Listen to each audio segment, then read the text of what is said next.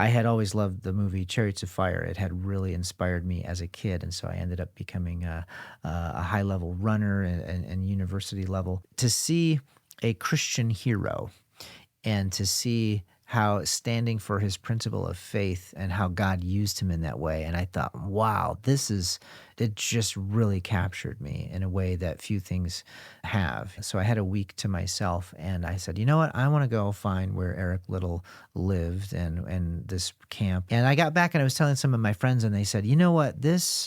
The telling of this story and why you went to go make this little personal pilgrimage, to find Eric Liddell and stuff, you're going to do something with that. In this episode of the Wayfaring Stranger podcast, I talked to pastor and author Eric Eichinger.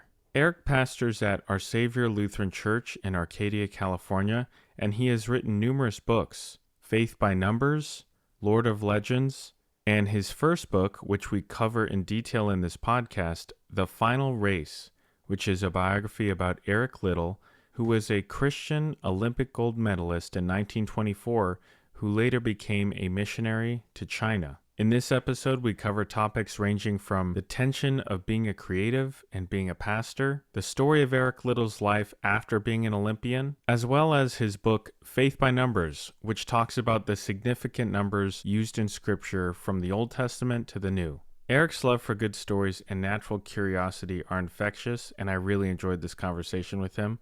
I hope you do as well.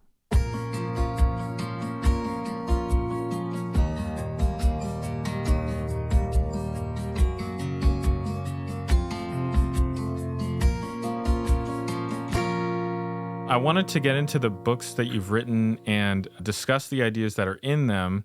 But first, I wanted to just ask you what inspired you to start writing books in the first place, and how long has writing been a passion for you? Okay. So I actually didn't start out trying to write a book. I started out trying to write a screenplay. And I was a theater major in college at Michigan State, and then I ended up going to New York, and then I went to China, and I was an English teacher and missionary over there. And I had always loved the movie Chariots of Fire. It had really inspired me as a kid, and so I ended up becoming a high-level runner and university level.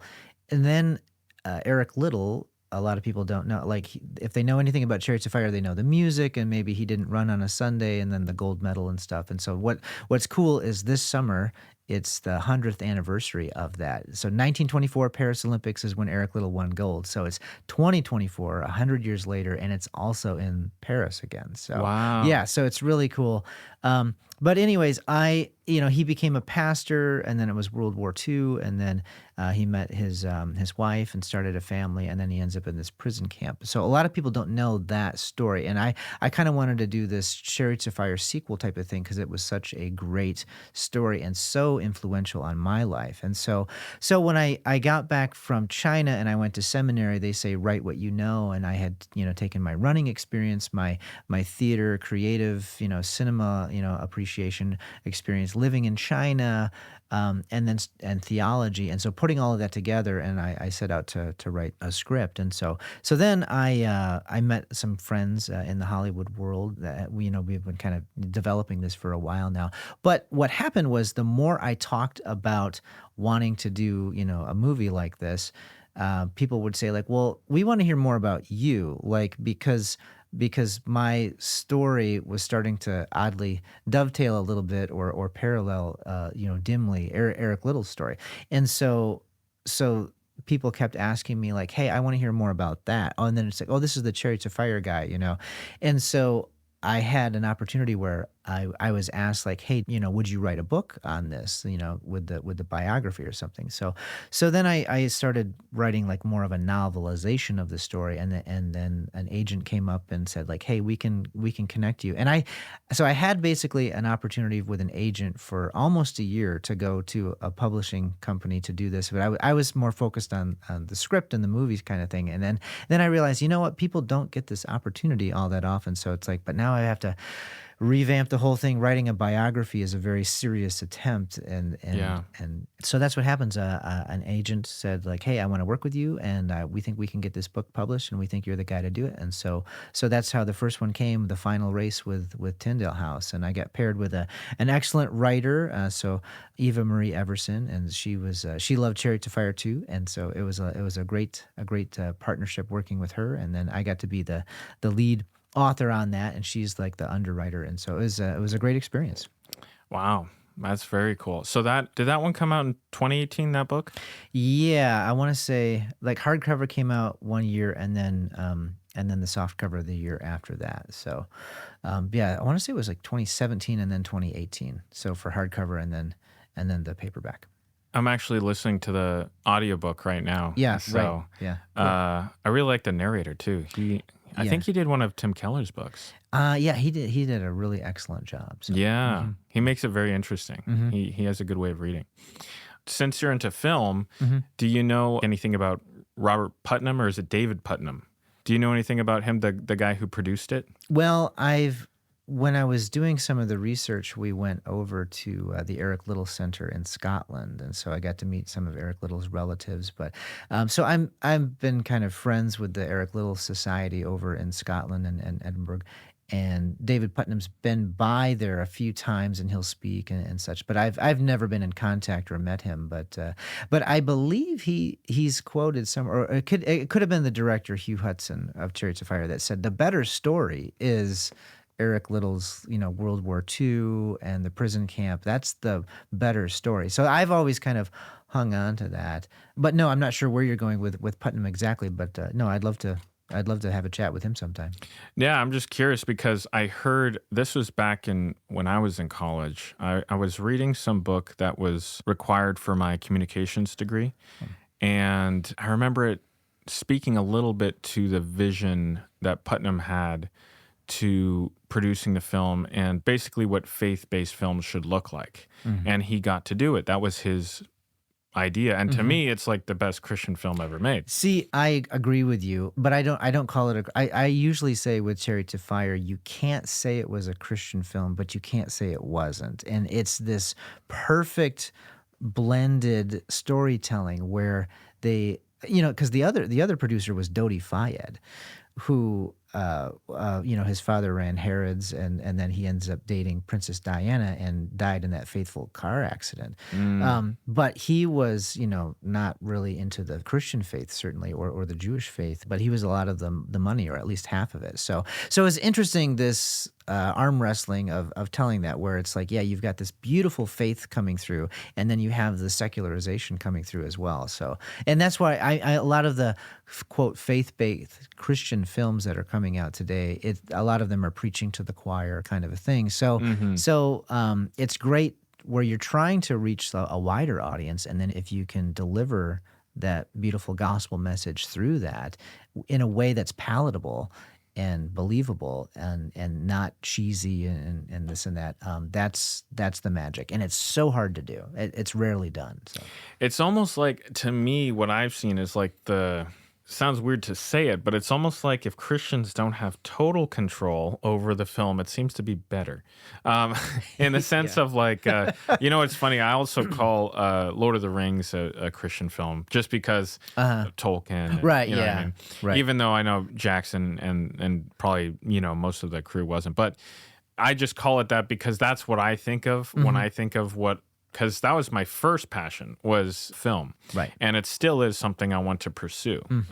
So I still, it still has a big place in my heart, film that reflects my faith. But yeah, I think when we get into the labeling, I had one of my former professors on talking about this as well. When we put labels on things, when we say Christian film, Christian music, it's interesting, because then you're kind of talking about how you're marketing it as opposed to the content. Right. Exactly. So, and that's not exactly something I'm passionate about, is marketing to Christians per se. Well, the Reagan movie is coming out this fall, and so I got to help with that a little bit, and my whole family is actually in a scene or two, Oh, that's awesome. And so Dennis Quaid is playing Ronald Reagan, and it's going to be in theaters August 30th. But what's fascinating is I'm friends with the screenwriter, with Howie Klossner, and he wrote the script in a way where it's. I think it kind of is like that Chariots of Fire blend, where there's some faith elements there, but you wouldn't say it's a Christian movie, but you can't really say it isn't either, because and it's just Reagan's story. It's his great biographical story, but that's who he was at that era, and it's done in I think a way that a lot of people are going to respond to very well. So again, it's a very similar thing where it's not too cheesy this way or that way. It gets it just right. So. That's interesting. Yeah. So Chariots of Fire is a big one for me. Lord of the Rings. Yeah, Lord of the Rings. I would great. say Tolkien, Amazing Grace was really good. You remember that? I do. Yes. Yeah, that was. I'm trying to remember the actor that. I know. I'm thinking. Is it that guy, Billy Crudup? It's not Billy Crudup, is it? No, it's like. It's like an odd name, like Ian or Lloyd or something. Lloyd or it was something someone like who was that. decently well known. Yeah, I yeah, felt yeah, like. yeah. But he was really good. I mean, Yeah. I thought he really carried the film. Great performance, and I felt like the film was just like. I was talking to on a couple episodes ago, my friend who's an actor. I was like, the only thing that's kind of disappointing about a lot of Christian films nowadays is too often I feel like I can just see a frame of it in the trailer, and I'm like, oh. I can tell. You know what I mean? Right. It's just not lit in a way that you're used to seeing films lit. You know what I mean? Or something like that. Yeah. There's something that's missing there. And I think, now that's not always the case, but it's almost like maybe because they haven't been in the industry that long, they're not able to hire certain types of crew. I don't know what it is. I'm not sure if it's a time thing also. Yeah, production value, and then some of the CGI, but lighting. Yeah, all of that. Getting that fine gloss to make it really shine is a trick. So Yeah. What are some of your, so those are a few that stand out to me. Are there any other films similar to Chariots of Fire that you think are really, you go back to and kind of nourish your soul or nourish your understanding of what a good story is? Well, in terms of a faith element, I think you can. My book, The Lord of Legends, it really pulls at the hero's journey where, and I think George Lucas did this so well with Star Wars, and there's a reason why the last 40 years, so many of our hero storytelling is in a similar vein, where why are these heroes all noble with virtuous characteristics, and then oftentimes they will die or have a type of death, and then they will come back and save the day and save the world, and we see this happen over and over in all of these different storytelling ventures and books and movies. So I have fun pulling that out of a lot of the secular storytelling because it's innate in our human DNA. We're yearning for a savior. We're yearning for that. And some of us know it's Christ and some of us don't. And yet there's brilliant storytellers out there in the secular world that's part of that psyche. Like when they wrote and invented the Superman character, you start looking at what, the similarities between he's from beyond the stars, and he's got two different ways of being seen, and then he's got these superpowers, and yet he holds them back and stuff. And so it's really fun, and it's like, where does all that come from, And I think a lot of that's part of the subconscious that we just can't escape. We're looking for a hero. We're looking to be redeemed, if we know it or not. Yeah.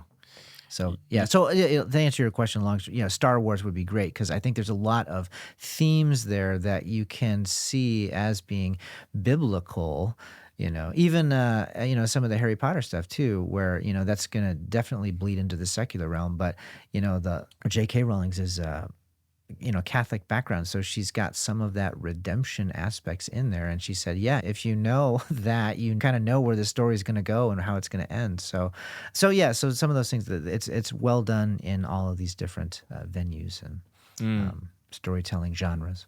So kind of going back to your writing career, you said it kind of started initially because you wanted to go into film, but then you started writing because that's the opportunity that presented itself. Yeah, you kind of throw stones and pebbles at the windows of opportunity, and sometimes they open and oftentimes they don't. But then a different door opens, and so it's like, okay, well, let's try that one, and if that's dating or if that's jobs or if it's house hunting or whatever it is, and so it's like at some point you can wait and wait, and sometimes it doesn't work out, but okay, here's a different opportunity. All right, well, let's try that, and I started to really enjoy being able to sit down and really put some thoughts on paper and get that out into a wider realm. So I've always viewed preaching in the pulpit as, some of these other outlets as just a different kind of pulpit, I guess. If it's a film or if it's a book or a podcast or whatever it is, and you get to get, the good news of Christ out in a way that is hopefully appreciated and valued by people. Mm. On that note, I love great preaching as well. Are there any figures of history or just in your personal life that kind of inspired the way you communicate the gospel through preaching? I grew up in the shadow of Reverend Dr. Paul Meyer, and so that's in Kalamazoo, Michigan. And Paul's been there, and he's endorsed some of my books, and he's a prolific author, and his expertise is in history. But his father, Walter Meyer, started kind of, you'd say, like the first Christian radio, which is the Lutheran Hour. And so, Mm. back in the late 30s, early 40s, and this was on major radio stations with, I think, ABC and CBS and everything. So you had, that's how his dad grew up and watching like the gospel going out. I mean, like Walter Myers stood in the Hollywood Bowl and it was filled, before Billy Graham was like filling football stadiums, and these types of, like, Billy Graham was younger and looking up to Walter Meyer, and Walter Meyer died early in his 50s. Mm. But anyways, he had two sons, and Paul was in Kalamazoo, and so just interacting with him as one of the pastors at our church and hearing him preach and talk with such renowned and expertise and authority and some of that history and lineage was very, very exciting for me, and that really planted a strong seed for me and a pathway, I guess, growing up and kind of emulating who you'd like to be like, in terms of getting that gospel out. So. Mm. What elements of that preaching or communication or storytelling, what elements did you look up to or stood out to you? I think everybody's uniquely different, and everyone's been dealt a different hand from God in terms of DNA and abilities and interests and all this and that. So Paul's would always take history, and a lot of people say, oh, studying history is boring, but he would be very excited and passionate about it, and so he would talk about things in a way where if he's excited about that, then he could get other people interested. And so that's what I found. I'll read the scriptures and different things will jump out at me that I get excited about it. So if I get excited, how do I get other people excited about this? How do I get them to understand and connect to that point? And so sometimes you bring in a little humor, and then once you got their attention, boom, now you take them to, where the real meat and potatoes of the text is and such. So that's that. I look at it in terms of what excites me and how do I share that enthusiasm. Mm. Speaking of, he's an expert in history. Your first book about Eric Liddell, very historical, very well known, I think, in the Christian community by a lot of people. Mm-hmm. Um, what are some elements of Eric Liddell's story left out of Chariots of Fire? Mm-hmm. I think a lot of people still know that he ended up going to China, but what are some interesting parts of his story that maybe some people don't know about? Yeah, I think the favorite one is, so he's always viewed as this strict legalist Sabbatarian where he's not going to run on the Sunday. But even he and his daughters that I got to meet would say he wasn't a Sabbatarian in terms of that. It's just that was his way of life. That's how that was his worship style.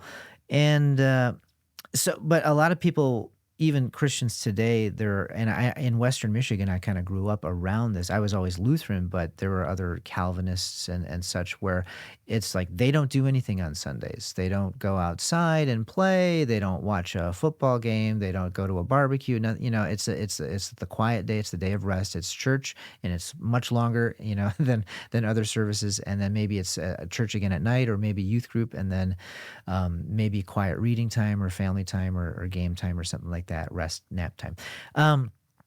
So Eric Liddell, flash forward, he's like towards the end of his life, he's in the prison camp, and he's, there's probably close to 2,000 people in the prison camp. And so they're getting schools going and rotation of chores and meals and all this and that. But there's a lot of teenagers in the camp as well. They're all expats, and it's a Japanese concentration camp or internment camp in China during World War II. And so Sundays come around, and everybody knows, well, Eric Liddell doesn't do anything on Sunday, and so, but the teenagers were playing sports and games and getting into trouble. And so one day, Eric Liddell sort of broke his Sabbath, and recognizing that it's better for him to have a tarnished, Sabbath record and go out and be a Christian, example as Christ to them, and keep the peace and referee the game, not play, but referee. And I saw that as a view of him not just always trying to strive to live under the law, which a lot of Christians do, but here was a demonstration of living under the gospel, and we are free and in that Sabbath rest. And so, we can worship God anytime. We can pray, and we can call upon the Lord of the universe, the creator of the universe, and he will hear us. And so thinking of the Sabbath as we have to go to church, it's like, no, we get to be filled and renewed and recharged and refreshed and forgiven and receive grace and the sacraments. So I enjoyed that, and making a point of that in the book, because he's not just this perfect Christian trying to do it better than everybody else, be perfect, therefore as my Father is perfect and such, but he's, living under the gospel and grace as well, and doing something on a Sunday where he was known for not doing on a Sunday. And so it's a good law gospel paradigm, I thought, that came out. What initially drew you or stuck out to you about Eric Liddell when you first discovered him? So watching Chariots of Fire, and it was on HBO that summer, I think, when it hit HBO. And so it was on multiple times during the day because, there weren't too many things. And so I happened to see it a number of times that summer. And it just, I was a Christian and he was a Christian, and my name was Eric and his name was Eric. And the only good thing I excelled at was running. And so I had never seen that before, they would call it a muscular Christian, they refer to him in the movie, but to see a Christian hero, and to see how standing for his principle of faith and how God used him in that way. And I thought, wow, it just really captured me in a way that few things have, particularly as a kid. So, how old were you when you saw that? I was probably about 8 years old. Yeah. Okay. Mm-hmm. So you had already done some running, and then you decided you ran more probably in high school and college? Yeah. I mean, I was probably more towards the top of my class in terms of running, at that time. But then that really inspired me. But as I got older, junior high and high school, I started to become the fastest one in the class, and then you're the fastest one in the school, and then you're the fastest one in the town, and then in the league, and then it's like, and then you go on to university, and so so I got to go to the Big Ten championships. I earned a scholarship and scored points and stuff. So I didn't quite get to All-American level or Olympics, but it was a really, really awesome experience. So, what was your fastest mile? I did the 800 and the 1500. So I got close to breaking the 4-minute mile, about 4:04, somewhere in there. Wow. Yeah, so it's a sprint. It's a full out sprint at that point. So. Yeah. Wow, that's amazing. So that's what initially drew you into it, is kind of this hero character, and somebody who is like everyone knew at one point. Yeah, I mean, the music would come on and people would know, oh, Chariots of Fire. And even today, there's still glimmers of that because it was 1981. So I mean, we're really, getting getting pretty far past when that movie came Still out. iconic music. Yeah. It is though. It's because it's just reused in any running scene in any movie. It's a joke, Chevy kind of Chase, too. exactly. Yeah, Parodied, yeah. yeah. And then, but I would watch the movie again before like big, the state meet or the Big Ten championships or something like that, and just kind of pump you up and remember why you're doing this and everything. So, so yeah, I always enjoyed doing that. Mm. Yeah, it's such a rewatchable movie It too. really is. It really is. You get more out of it every time, I think. Yeah. Mm. So that was kind of what initially drew you into it, but then you ended up writing this book. Were there some new surprising things that started to resonate with you that didn't initially you didn't know about? So I was in New York and I was working as a youth director, and I wanted to be a missionary overseas. I was, living my faith and such. And I had people influencing me to try to become a pastor, but I wasn't quite ready to be, shackled to the pulpit week in and week out. It seemed too restricting and such. And so, but the idea of a missionary life was kind of interesting. And then I wasn't really thinking about Eric Liddell as a missionary because there wasn't. I mean, at the end of Chariots of Fire, there's just that little tagline where it's like you fall in love with this character, and it's like Eric Liddell died at the end of World War II and occupied China in a prison camp. All of Scotland mourned, and it's like what. And so. Mm. But I wasn't really thinking about him when I was thinking about mission work. I had done a lot of mission trips with my youth group from Kalamazoo, Zion Lutheran growing up, and then in college as well. And then I was leading a lot of them in New York with some of my high school kids there. So to take that to the next level, international, and to do that, but. So then I'm getting ready to go overseas, and I really wanted to go to Germany because I thought, well, I'm some of my heritage, and I'd love to learn the language, and I was single at the time, so I thought, hey, there might be more opportunities to meet a potential wife there, and stuff. Mm. And then I could travel around Europe and see all that. And I started to realize, what. All of these reasons are kind of selfish reasons, they're not really serving the Lord in terms of why I'm, wanting to go to do missionary. And then an opportunity came to go to China, and I didn't really want to do that. But they were kind of recruiting harder and harder for that. We want more people over there. This is a great opportunity and such. So I started to study that opportunity, and then I kind of fell in love with the idea of going to China. And then I started to realize a lot of the reasons that I wanted to go to China were selfless reasons as opposed to selfish reasons of going, to Germany, say. And it was around that part where I remembered, oh my goodness, Eric Liddell was also a missionary in China, and so I was like, wow, this is so interesting. So all of that kind of bow tied together, and I went to China with the Lutheran Church and another organization to teach English, and you're making relationships with people. So I'm in China, and I had a spring break, so I had a week to myself, and I said, you know what, I want to go find where Eric Liddell lived and this camp and everything. And so there were some other missionaries up there. And I took a train by myself, and I got to find where his grave is unmarked. It's buried over. There's like a school there now, but there is a nice monument that is there dedicated to him. And so I kind of found that, and that whole it was interesting breathing my first breath in the city where he breathed his last, and kind of looking around and seeing how his life culminated there. And I got back and I was telling some of my friends, and they said, you know what, the telling of this story and why you went to go make this little personal pilgrimage, to find Eric Liddell and stuff was, you're going to do something with that, And I was like, oh, really? And so yeah, just I think then coming back from China and starting seminary in the theology, where it's like I could really start connecting these dots and putting a plumb line and thread to take all of these experiences and to try to tell that story. So. Mm.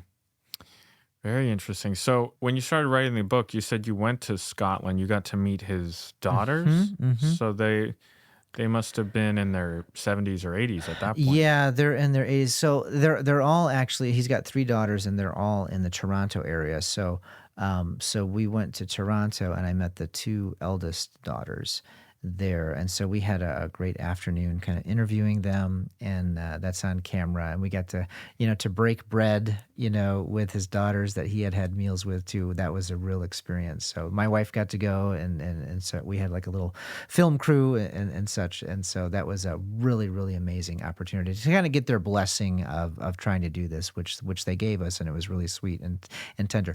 In Scotland at the Eric Liddell Society, it's more Eric's siblings' kids. So you've got some of his nieces that are still there, and they were really really lovely with us and showed us around. We got to drive around in a cab and and see some of the old haunts and just some of the personal stories. So it was really really cool. And he was in Edinburgh? He was, yeah, several times, when he was studying, and then, he would take different trips back there. Because, I mean, he was born in China, but then they would go back to the UK for family time during sabbaticals and such. And then he stayed there with his older brother Rob for boarding school. So his parents went back to China with the younger two kids. But the older two boys, Eric and Rob, they stayed there for boarding school for a number of years, and that's where the running and all of his stuff all the way through university, and then Olympic fame and gold medal. And what does he do with all that? Does he cash it in? No, he turns his back on fame and fortune, and he goes to the obscurity of China where nobody knew him. So.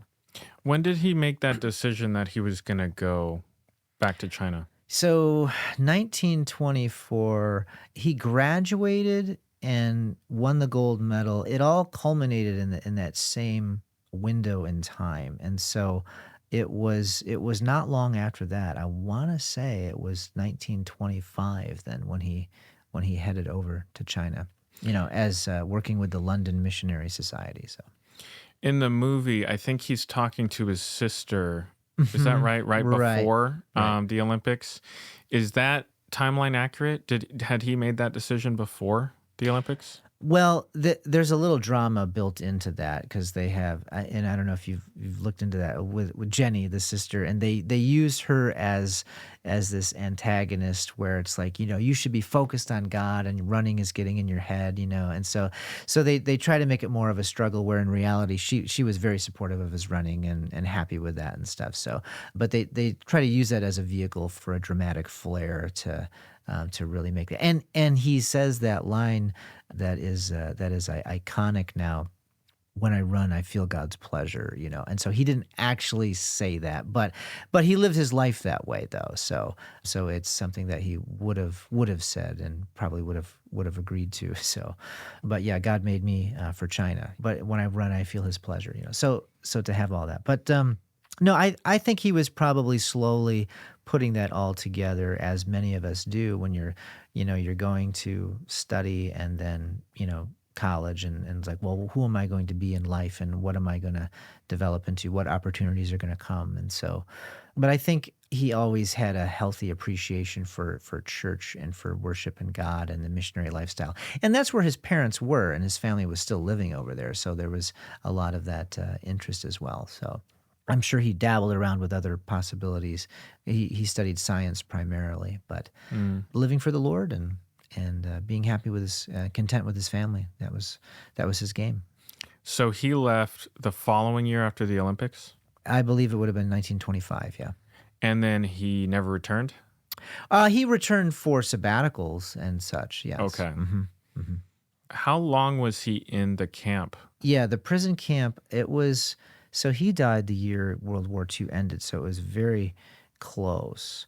I want to say he died in February. And he was in the camp for close to 2 years. So, Wow. Yep. So that time, that would have been almost 18 years outside of the camp. What was that ministry like for him? Outside of the camp? Yeah, before the prison camp. Before that, well, so he's teaching at a school, and so he's with this organization, the London Missionary Society.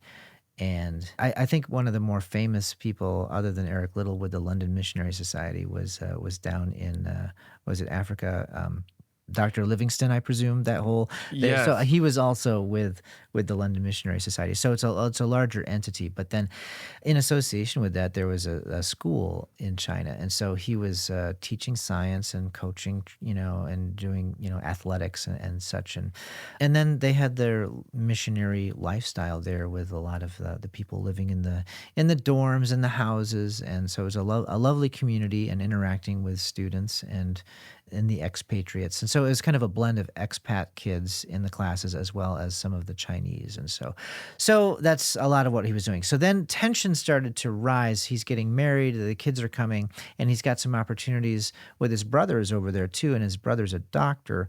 And so they're starting to do some of the more dangerous work as you've got the Sino-Japanese War, and the Japanese are starting to be a problem with the Chinese in the war, and Hitler's on the rise and everything. So there's more need in the camps further out in the villages. And so he was traveling around with his brother at the time and sharing the gospel and working with the Chinese. And his Chinese would have been pretty fluent at the time. So it's kind of fun. They called him Li Musi, which is the first couple letters of his last name, and that's pastor in Chinese, Li Musi. And so my ministry here is with a lot of Chinese, and they call me Ai Musi. So it's kind of a fun little parallel I've noticed. But so yeah, World War II, it starts to get really bad, and now they're more of doing like a MASH unit type of medical training, or not training, but caring for some of the injured soldiers and people that, as war wreaks its havoc, and a lot of dangerous situations that he had to navigate through. Are there any lessons that you personally took from that last part of his life? Because you were really inspired by that first part in kind of your athletics and everything like that. Were there any things that you kind of implemented into your own life out of that last 20 years? Yeah, I would say, his big decision in Chariots of Fire was like, am I going to run on Sunday or not? And it's like this big thing. But in his later life, he's constantly met with challenges in his ministry, and how he handles it, how he responds, how he conducts himself, the decisions that he makes. And so, being a pastor in the mission field, but then in the parish as well, life's not easy. Life comes at you fast, and the church ministry isn't easy. There's a lot of different challenges that come. And so kind of, when you're having those bad days or those difficult seasons, and looking back at, it's not World War II. It's like, I don't have anybody shooting at me, and I don't have, I'm not in a prison camp, so it's like, however bad, I think, oh man, ministries, really stinks today, or whatever. You can look at some of those moments and be like, wow, look at how he handled it, and like how you can use some of these dark times for God's glory. And so that's what I kind of fall back on sometimes. And so it's work. It's like, there's always a light at the end of the tunnel, and that light is Jesus. And so it's just kind of being patient and being confident, knowing you rest under his word, and he's going to guide you through, even if you don't see it right in the moment, to know he's got this, you're in his hands, and he's going to use it for his glory one way or another. What's an example of how he would deal with a really tough situation? Well, the biggest one then would have been, is he going to send his family back and keep them safe, or keep them with him there in China? And they really had to wrestle through that a bit. But ultimately, he said, you know what, I want to, if you're here, like talking to his wife and the kids, if you're here and I'm in these dangerous situations, like I'm not going to be able to focus on that, because I'm going to be so terrified of you being in, if something horrible to happen or captured or whatever, And then I want to say he said something too, like, he might have to do something he would regret in terms, or if, he did not want to be in that situation. And so I think that was a difficult situation, but ultimately they decided as a family, his wife, Florence, and the girls were going to go back to Toronto, which is where she grew up, and be with family and be safe. And the plan was, there weren't internment camps yet. Like, he was going to do that for a little bit longer, and then he was going to return and join up with them. But then the clamps came down and he got thrusted into this house arrest situation and then the internment camp. And so, but they were able to write letters and correspond too. So, but yeah, that's probably the biggest situation. The others were, there was a situation where is he going to carry a gun during some of these escalation scenes with the Japanese and the tension with the Chinese, and so he had an opportunity there to protect himself. But he's like, you know what, I don't want to, because if I have that, my motivation might be there to use that. And they're going to be able to read that tell. So to be able to be truly present in that situation and innocent and say, hey, I'm just here helping people, they're going to be able to see that too. So, those were a number of situations too. And I think other times too, like, do you conceal things or reveal things? Some of the Corrie ten Boom moments are, are you hiding Jews under the floors and whatnot?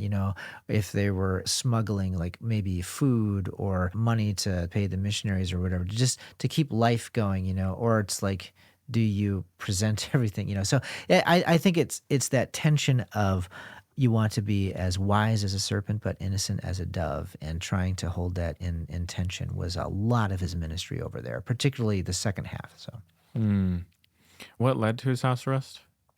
well, the Japanese invading and then declaring war, and so now, so you have Japan that's participating in World War II and they're invading China. And so you have all the expats. So they're like, we don't have an issue with you. We want the Chinese. And so to be able to remove them out of the equation and to shut them down. So there was that moment where like you can, get, if you're going to go, go. If you're going to stay, like, we can't promise, or guarantee safety. So they put them in the internment camp to shield them so that they could have more of a direct conflict, the Japanese towards the Chinese. So he was with a lot of expats? Yes, he that's was. who was there? Yeah, Okay. exactly. Yeah. From all different countries around the globe, yeah. Interesting. I remember hearing an anecdote, story, something about when he was in the internment camp, like his disposition, something was different about him, and he would share his food or something like that. Am I remembering that right? The disposition maybe was towards the end where he's got this brain tumor developing, but he doesn't know it. Nobody knows it. And so that's where the disposition was going to start augmenting. But within the camp before that, when he was healthier, he would have been that suffering servant, always looking to carry the extra water bucket, to somebody that needed it, or try to just make life work in solving different situations of the day, or if it's fighting over shared space or trying to create a time for kids to do this, setting up a school, helping with the the soup kitchen or whatever. So I think he was always trying to be Christ in those moments and serve people and be useful. It's very telling. There was this sign on his door because I think he shared his dorm with a small handful of other guys, and they would have so many requests. The kids would be coming to his door like, "Is Mr. Little here? Is Eric Little here?" And so they had this sign, "Eric is in," and then they'd flip it over, "Eric is out." And so that's just very telling in terms of where he was and how many requests came in for his time. So. That was in the internment, or that was in the internment camp. Yeah. Oh, there. Wow. Right. Yeah. Even yeah. then. Right. I know. Wow. Yeah. I wanted to ask you, since you are a pastor, there's a couple theological questions or things that people have to wrestle with. Mm-hmm. One, what is your view on the Sabbath? I just preached a sermon on this, actually. So a lot of people would say it's the Ten Commandments. It's the law, right? And that's how Christians refer to it. It's interesting because when you look at the Hebrew, they're referred to as the 10 words. Okay, so now some of them are commands, and we call them the commandments. But when you look at the Sabbath, it's something that is good for you, and so it's this blessing, like God is refueling and recharging you. So if you don't do it, you're going to miss out on this. So Sabbath is the day of rest. And so with the Jewish calendar, that's going to be the seventh day, which is Saturday, right? So you have the Christians, we worship on Sunday morning, and so we call that our Sabbath, but we worship on Sunday morning because that's the day Jesus rose from the dead. But a really cool thing that I love that a lot of Christians don't even realize. So you look at the beginning of creation in Genesis, and so the creation of the world. And it's like the first day, the second day, the third day. And the text says, and there was evening and there was morning the first day. There was evening, there was morning the second day. And so you get to the seventh day and it mentions there's morning, but there's no evening, And so it's like, well, what? Okay, it's like kind of like this beckoning, this incompletion of this seventh day of rest, right? So that's the seventh day, which is the Saturday, right? So what day does Jesus die on? He dies on a Friday, right? And so that is, according to the Jewish calendar, the Hebrew calendar, that would be the sixth day, right? So then he's in the tomb doing what? Resting in the tomb on the seventh day. And just as Christ fulfills all the other things. So he's resting dead in the tomb on, Holy Saturday. And there was evening, there was morning. And so then Sunday, he rises, and it's this completion of the Sabbath. And this is what we would call eighth day theology, And so it is the day that has no end because he has risen from the dead and he's never going to die again. He will live forever. And in him, so too, we shall rise and we shall live. So Jesus says, come to me, all you who are weak and weary, and I will give you rest. And so that's what I mean, where we can live under the gospel, to not look at going to worship as a law of something we have to do. It's going to look at it as something that we get to do. We are fed. And when you start to flip that for people like, oh, I don't like church, if it's kids or if it's a spouse or whatever, and to say, well, I'll go to make God happy, even to appease God, but to recognize it's not, the direction of the arrow is not from our heart going up to God to show praise. It's the opposite direction. It's God coming to us, delivering the goods, delivering forgiveness and grace and communion and baptism and the word through song, through preaching and everything. So it's a very different way of looking at it that I think more people would feel relieved and comforted going to church and being renewed and restored, as opposed to, I got to check in and prove my attendance so everybody knows and sees. It's like, nope, it's a complete opposite way. So yeah, to kind of view the Sabbath as not so much a law, but as a gospel gift for us, And so, Jesus even said, man was not made for the Sabbath was made for man. And so it's this whole, gift to us. So that's my long answer. As a pastor, your Sabbath is probably not Sunday because that's, you have a lot to do on Sunday. Most pastors say they take Monday, right? But I know some who take Friday or Saturday. It depends. But Right, yeah. do you have any day you set aside to do things differently? And if you do, what do you do differently?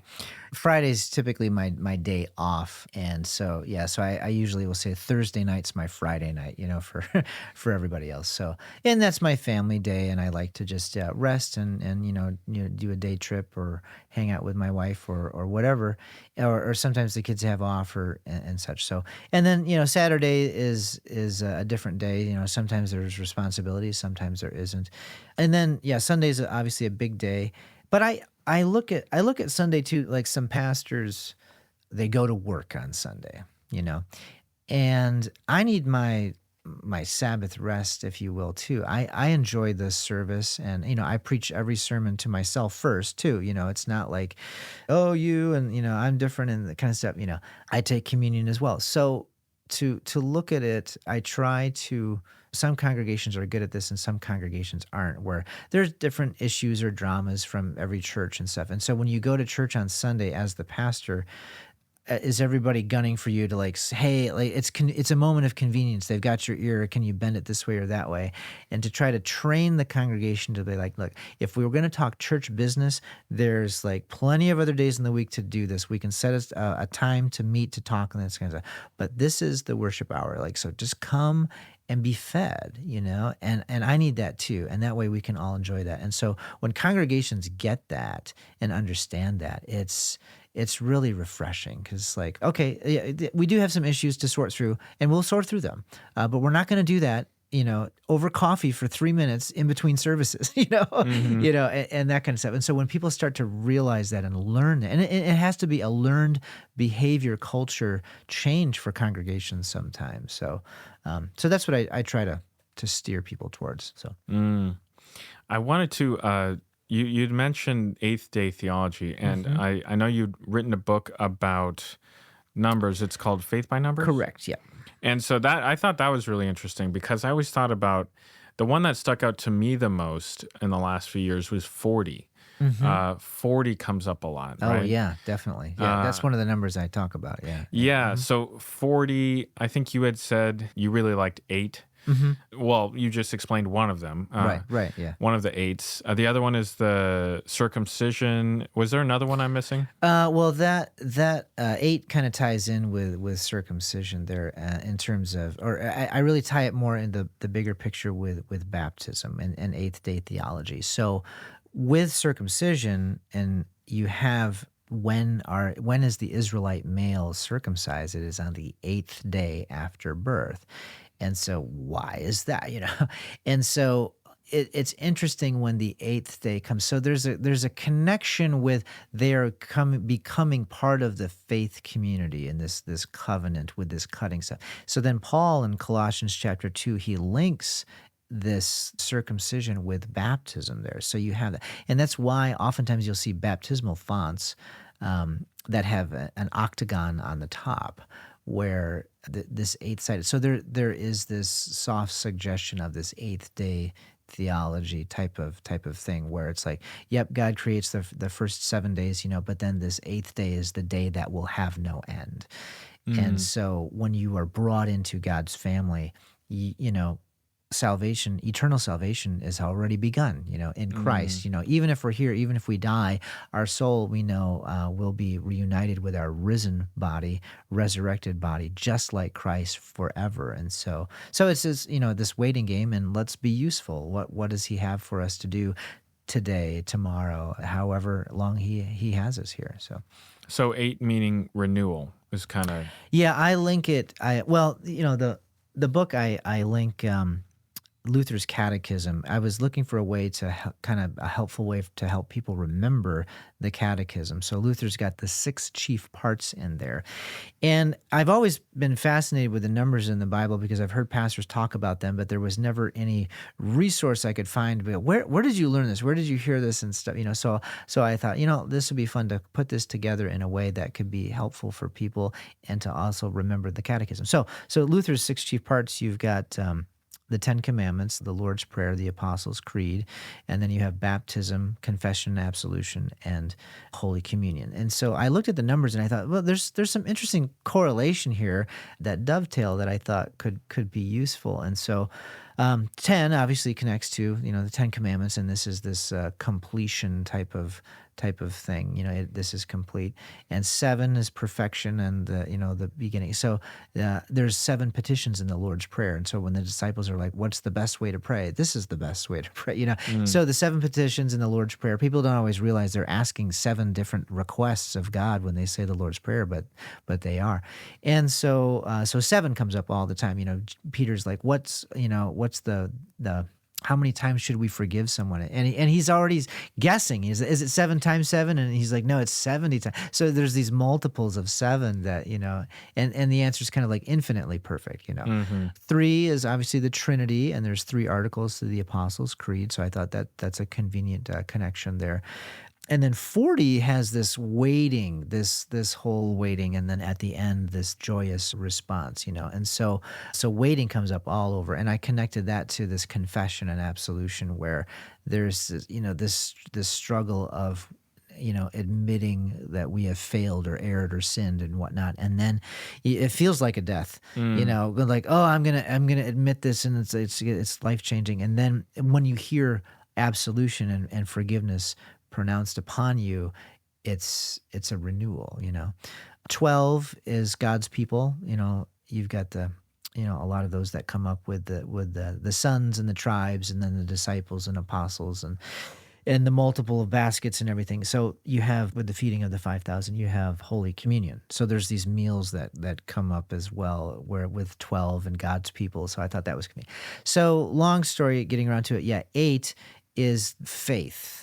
Coming to faith and being brought into God's family. So you have that with circumcision, you have it with baptism, and then even Thomas, doubting Thomas, when is he talking to Jesus? On the 8th day after the resurrection. Just little things like that come up that are like, oh, this is so, so when I started kind of spiderwebbing these things together and connecting them, some of them are very popular stories where the numbers come up in the Bible, and some of them are more obscure, but that same underscored theological point was there that I thought this could be a really fun way to help people remember the catechism and learn more about their Bible and be in God's word at the same time. So.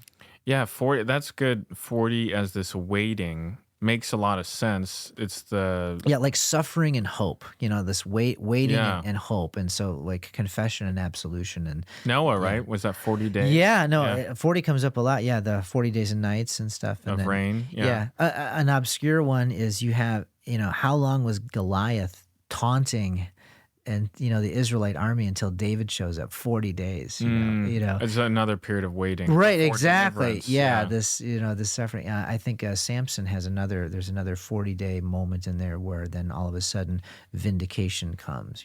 Moses waiting to bring down the law, Yeah. right, on Sinai. Yeah, exactly. Yeah, you got the 40 days there, and then you've got the 40 years of the Israelites in the wilderness, and then Jesus correlates that with the 40 days also in the wilderness, once again fulfilling what man could not do. And Right.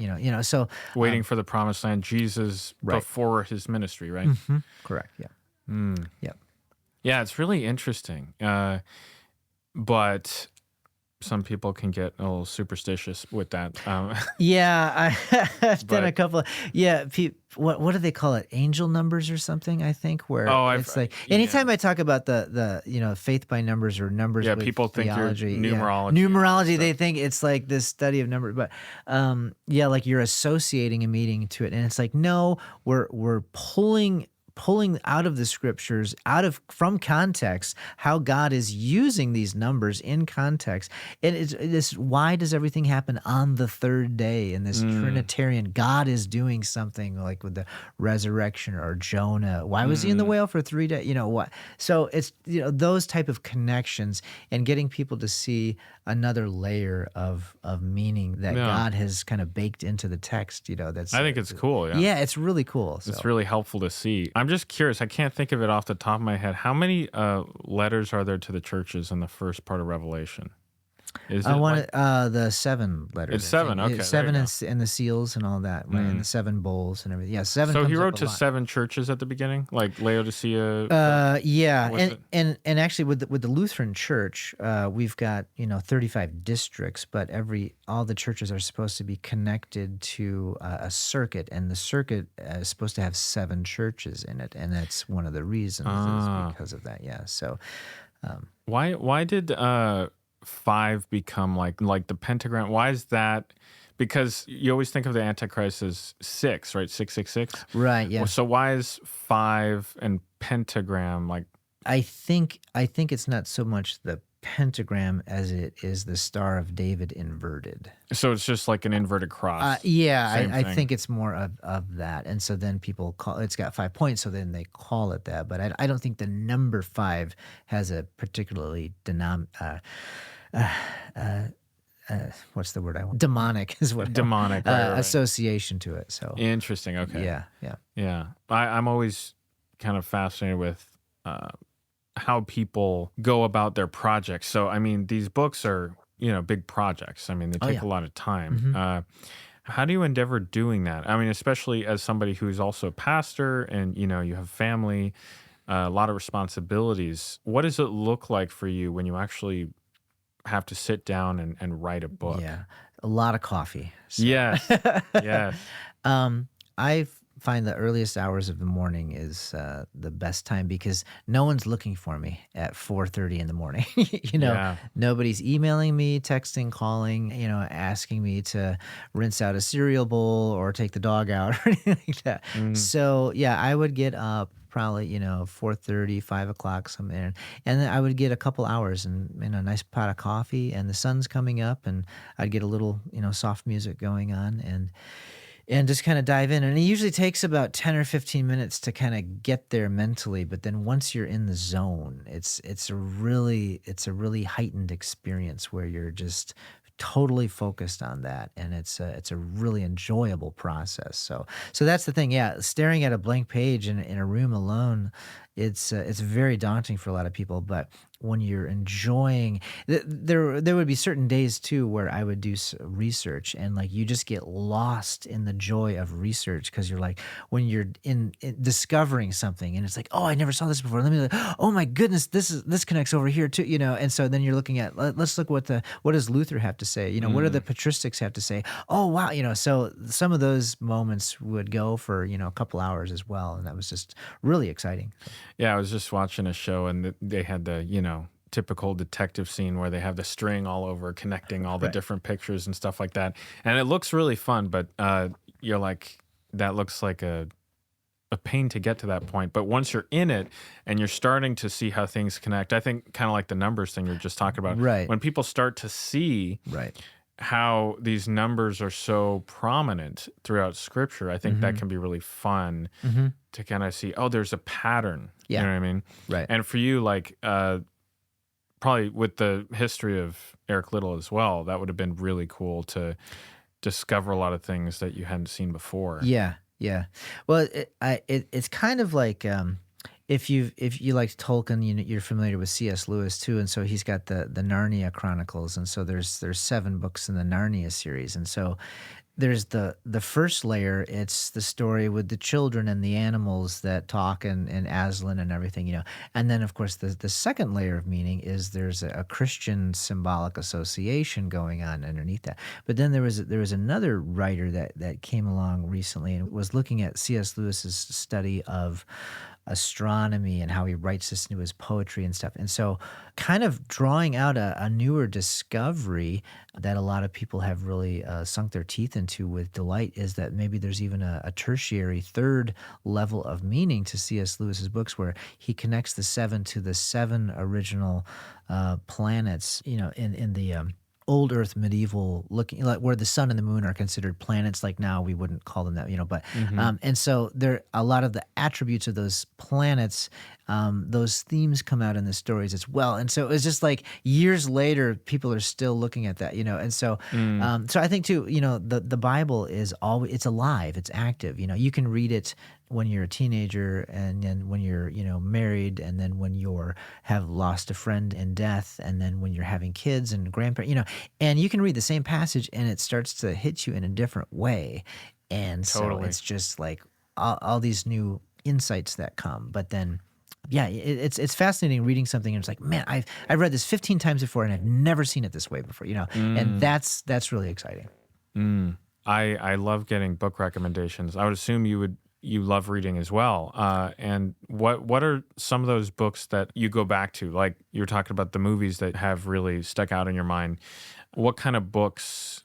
It could be fiction, biography, whatever. What kind of books do you go back to? Well, I mentioned Paul Meyer a while ago. So he did this series with Skeleton in God's Closet. And so you have, and it's kind of like a Christian Indiana Jones, but again, he's taking his love of history and he's bringing that in. So just bringing these characters. And so you're learning a lot through this fictional story of history.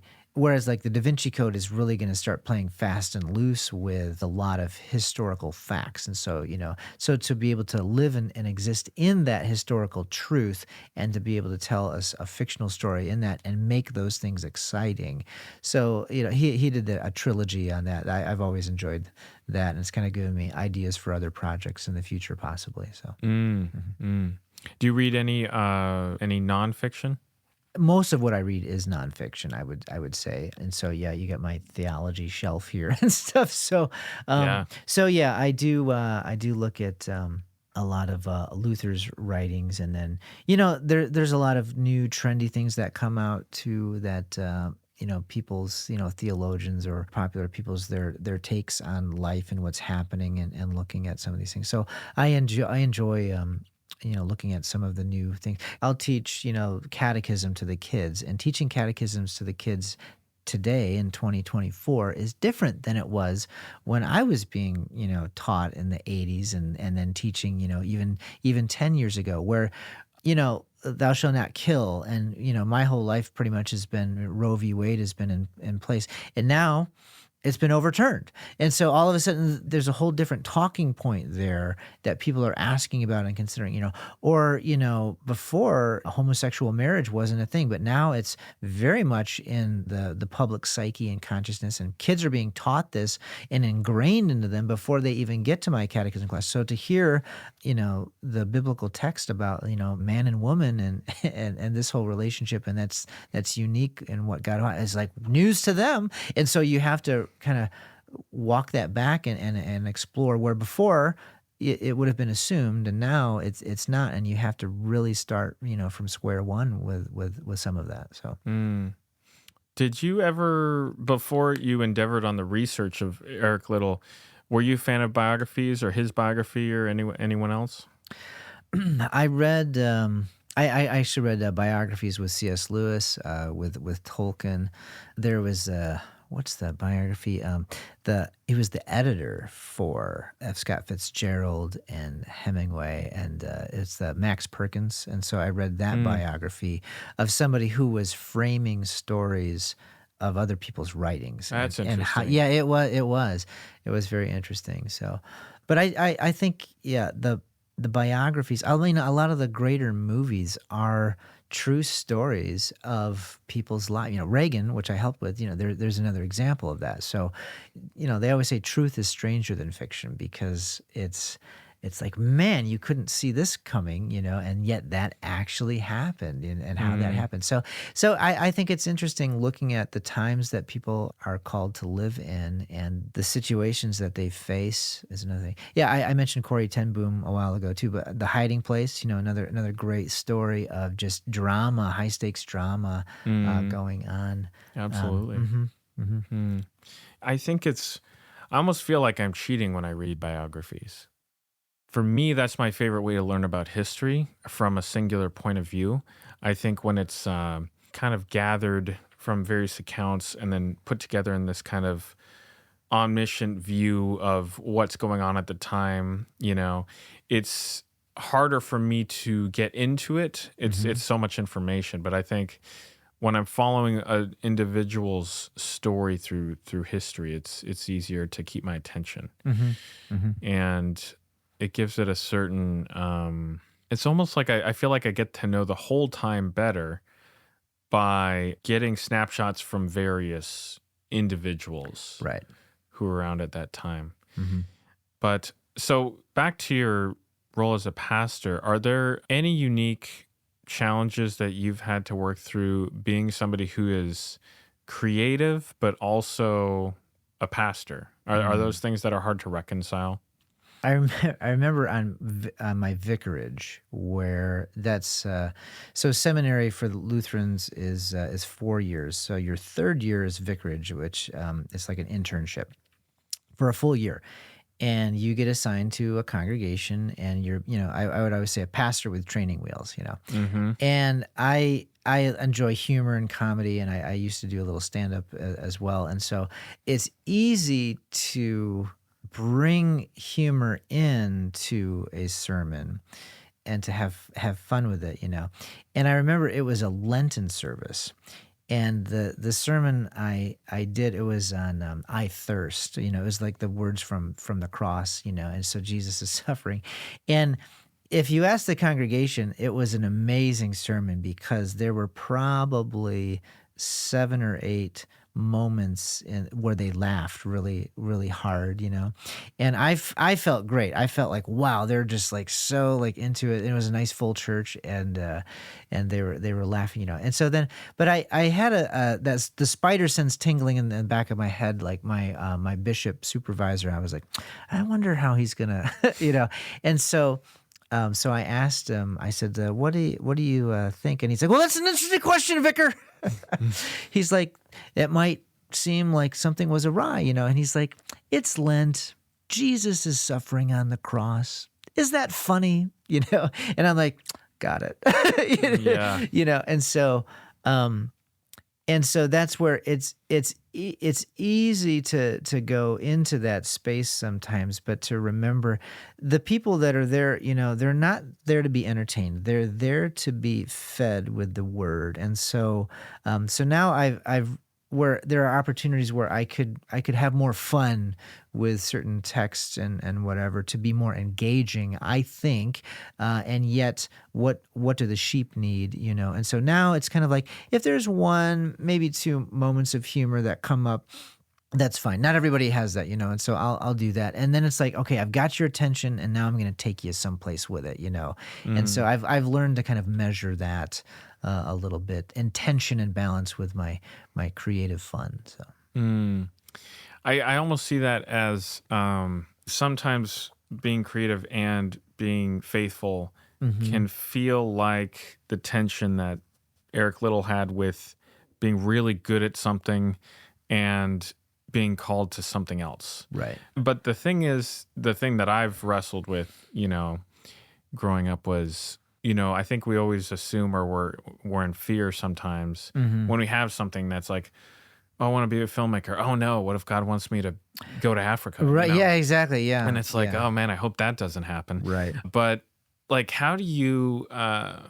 Because maybe there are people like Eric Liddell who never go to the mission field, hmm but they stay there, and then you can wonder to yourself, were they compromising? Or you can have somebody else who maybe neglected some of their gifts because they thought they were wrong. hmm How do you kind of deal with that tension? I learned that very early on when I had some really excellent friends in college, and we all went to Martin Luther Chapel together. And we graduated, and so then it was a couple years after that, and like we're still really good friends, and they're married, to this day, and they're successful careers going out, where I'm doing like youth ministry, missionary, not bringing in major bucks and stuff, but feeling the call and going to the mission field and such, and so now I'm at to the point where I needed to raise some support to be able to go and do this, and they answered the bell. So some of my really good friends just out of college a couple years, to support me. And that's when I realized there are goers to the mission field and there are senders, and both all of that work is equally important, So to say, why shouldn't we all be Christian missionaries and go and proclaim? But, we can be missionaries in our own context. Like stay-at-home moms can be missionaries raising their kids and sharing the word, So it Hmm. doesn't have to be in a hut, in Africa necessarily. It could be. And there's some really cool things that happen. But, just the go and show people and the stay and pray people are equally important and vital in this whole process. So. Mm. I heard actually somebody who was a missionary in Europe, who was a mom. She was telling about her work over there. She's like, yeah, and it was COVID. And she's like, yeah, we were taking our dogs on the walk, and I was meeting our neighbors and everything. I was like, this sounds kind of like something we could do anywhere. You know what I mean? But she's from Europe. So it's like, this is kind of her context. So, but she's there in a missionary capacity. But I was just thinking of some of the tactics or methods she was using to witness to her community were all things that I'm like, that Mhm. can kind of be done anywhere. Well, what's exciting is that, yeah, the first church I served, we started doing some international mission trips, but we got a really large group going, and then we started doing that multiple years in a row. And the drumbeat is like, well, it's a lot, we could be spending these resources on our own community and this and that. But what happens when you take a group of people in a church and they go and they have this amazing missionary experience overseas or somewhere, and then they come back, their view of things has changed now. They're starting to see things in a spiritual way outside of their context. So then they come back and they retain that, and now they can start doing that in the context that they're living and go and serving and going to church with, Mm-hmm. and so that's what I would see would happen over and over. But it's oftentimes invisible to the people that are just looking at the dollars and cents and the cost, of this. It's like, yes, sure, we could do things for, cheaper and whatever, but these things are, impossible to measure, So, and if one person comes to know the Lord through all this, it's worth it, So. Do you have any final thoughts or encouragement to anyone who is considering using their gifts similar to what you've done in writing or speaking or anything like that, or film? How do you encourage people who maybe have come to you with questions or... If you want to write, produce, put your art out there or express your faith in that field, I would say you really want to wrestle with the question of why. Why do you want to do this? And I kind of had to wrestle through this at the beginning as well, where it's like, is it, oh, the fame and the money? Because that's what people would, like look at it and oftentimes think, and it's like, no, I really came to the point where it's just a different venue. It's a different type of pulpit. And so I want to inspire people with Christ's good news. And so if I find cool ways to be excited about that in a sermon, I can find cool ways to be excited about that and express it in books or film or what have you. And so, but to have that sense answered of what's the end goal here, I remember even being at the seminary, and you think about your career ahead and what that's going to be like, and so you think, okay, well, what's the end game here? Do I want to be at the biggest church with the most money in the banks, or to have like the most people there, or the widest reach, and you think about, is that what success looks like in this? And it's like, ugh. No, that's not, but you think about that as you're trying to, wrestle through all this and stuff. And so at the end it becomes, I just want to be faithful. I want to be useful. I want God to use me the way he sees fit. So now, it's neat. I got to be a missionary in China, and I met my wife over there.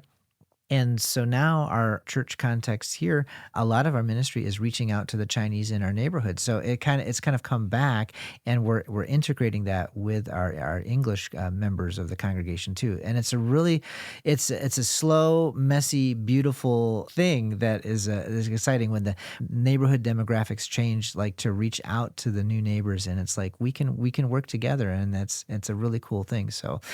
But yeah, to have a sense of motivation and understanding of, why do I want to do this, and what's the end game? Is it for selfish, or is it for selfless? And so that's the tension to keep in mind. So. Well, thank you so much for being generous with your time. It was really really awesome. Awesome. Sullivan, I really enjoyed meeting you, and I appreciate our chat. Thanks for the opportunity.